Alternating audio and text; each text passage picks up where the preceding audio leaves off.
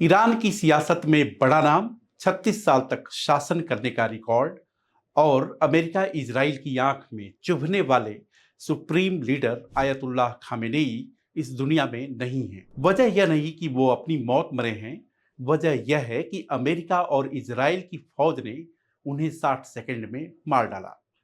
ऐसे में आपके दिल और दिमाग में कई तरह के सवाल कौंध रहे होंगे।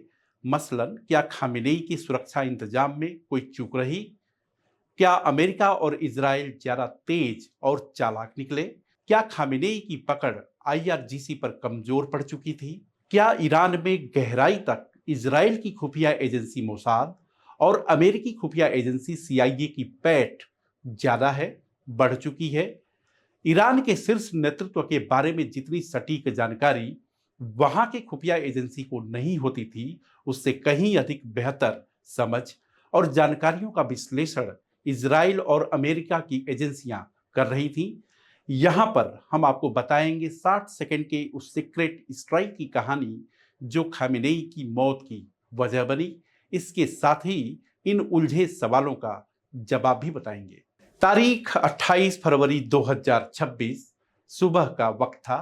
तेहरान के गुप्त ठिकाने पर ईरान के सुप्रीम लीडर आयतुल्लाह खामेनेई अपने कुछ खास अफसरों और सहयोगियों के साथ शहरी के दौरान आपस में बातचीत कर रहे थे, हाथ मिला रहे थे। उसी वक्त अमेरिका और इजराइल की संयुक्त फोर्स ने ताबड़तोड़ हमला किया और ईरान का इतिहास हमेशा के लिए बदल गया। अमेरिका और ईरान ने मिसाइल हमलों के जरिए महज 60 सेकंड में खामेनेई का खात्मा कर दिया। जानकार कहते हैं कि यह भले ही 60 सेकंड का मिलिट्री ऑपरेशन था, लेकिन इसकी तैयारी सालों पहले शुरू हुई होगी। खामेनेई के ठिकाने पर जिस तरह से सटीक हमला किया गया, उसे आप अमेरिकी खुफिया एजेंसी सीआईए और इजरायली खुफिया एजेंसी मोसाद की असाधारण साझेदारी कह सकते हैं। इजरायली अधिकारियों ने इसे क्लिनिकल ऑपरेशन का नाम दिया है। यहां बता दें कि खामेनेई के साथ उनके 7 भरोसेमंद अफसर और उनके परिवार के करीबी सदस्य भी इस ऑपरेशन में मारे गए। मीडिया रिपोर्ट के मुताबिक सीआईए की तरफ से खामेनेई पर 24 घंटों नजर रखी जा रही थी। खास तौर से खामेनेई की डेली रूटीन यानी कि उनकी आदतों पर करीब से निगाह और जानकारी इकट्ठा की गई।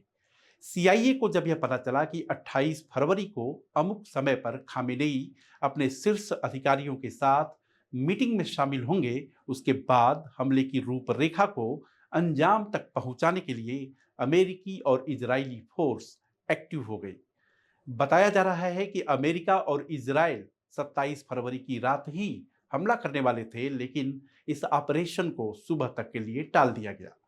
सीआईए और मोसाद की तरफ से इनपुट दिया गया कि शहरी के समय हमला करना सबसे बेहतर होगा, लिहाजा खामेनेई के क्लिनिकल ऑपरेशन को 28 फरवरी की सुबह अंजाम दिया गया।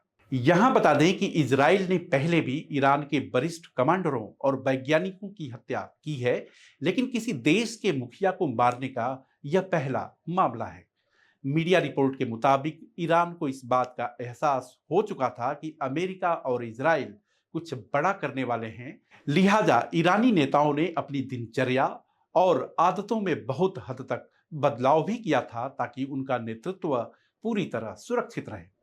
ईरान के खिलाफ जिस तरह से पिछले कुछ सालों में इजराइल ने ऑपरेशन को अंजाम दिया, उसमें शीर्ष नेताओं या अफसरों या वैज्ञानिकों के मोबाइल से लोकेशन को ट्रैक किया गया था। इससे सबक लेते हुए शीर्ष नेताओं के भरोसेमंदों और अंगरक्षकों के मोबाइल फोन पर पाबंदी लगा दी गई थी या वो फोन रखना बंद कर दिए थे।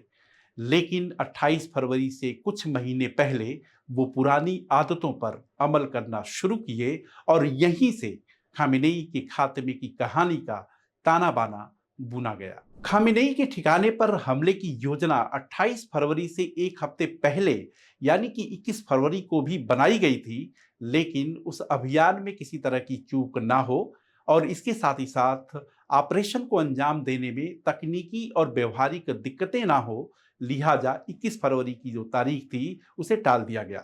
हालांकि अमेरिका को इसका फायदा यह मिला कि डोनाल्ड ट्रंप को जिनेवा में राजनयिक स्तर की बातचीत के लिए समय मिल गया। इसके साथ ही साथ मौसम संबंधी भी परेशानियां थी। जानकार यह भी कहते हैं कि इजराइल को मर्डर करने या कराने का शौक है। किसी देश के राष्ट्राध्यक्ष को खत्म करने से शासन व्यवस्था को अस्थायी तौर पर आप पंगु बना सकते हैं, लेकिन किसी देश का पतन हो जाए यह उसकी गारंटी नहीं है। खामेनेई अब इस दुनिया में नहीं है, तो सबसे बड़ा सवाल यह है कि अब आगे का रास्ता क्या है। इसको तय करने के लिए आगे की रणनीति क्या होगी, ईरान में तैयारी चल रही है, चिंतन चल रहा है। लेकिन जिस तरीके से आपने देखा कि मोसाद और सीआईए ने मिलकर के खामेनेई को खत्म कर दिया, उससे एक बात तो साफ है कि कहीं ना कहीं ईरान की जो एजेंसियां हैं वो अमेरिका और इजराइल के सामने कहीं ठहरी नहीं। अमेरिका और इजराइल ज़्यादा चालाक निकले और कहीं न कहीं वो चूक जो खासतौर से मोबाइल को रखने का ट्रेंड था, उस पर रोक लगी थी। और जब से मोबाइल को रखने का सिलसिला शुरू हुआ, उसके बाद से ही मोसाद और सीआईए को जानकारी मिलती गई। तो कुल मिला-जुला करके आप यह कह सकते हैं कि अमेरिका और इजराइल कहीं न कहीं ईरान से आगे निकले। इजरायली खुफिया एजेंसी के पूर्व प्रमुख का भी ये कहना है कि ऑपरेशन को अंजाम देने में भले ही 60 सेकंड लगे हों, तैयारी करने में वर्षों लगे, लेकिन मध्य पूर्व का इतिहास अगर देखें तो जो ऑपरेशन भले ही कुछ मिनटों में अंजाम दिए गए रहे हों, उसे सुलझाने में सालों साल लगे हैं और उसका कोई पुख्ता नतीजा आज की तारीख में भी नहीं है। तो यह वीडियो आपको कैसा लगा? आप अपने कमेंट और सुझाव को इनबॉक्स कर सकते हैं। साथ ही साथ अगर आपने हमारे चैनल को लाइक, शेयर और सब्सक्राइब नहीं किया है, तो लाइक, शेयर और सब्सक्राइब करें।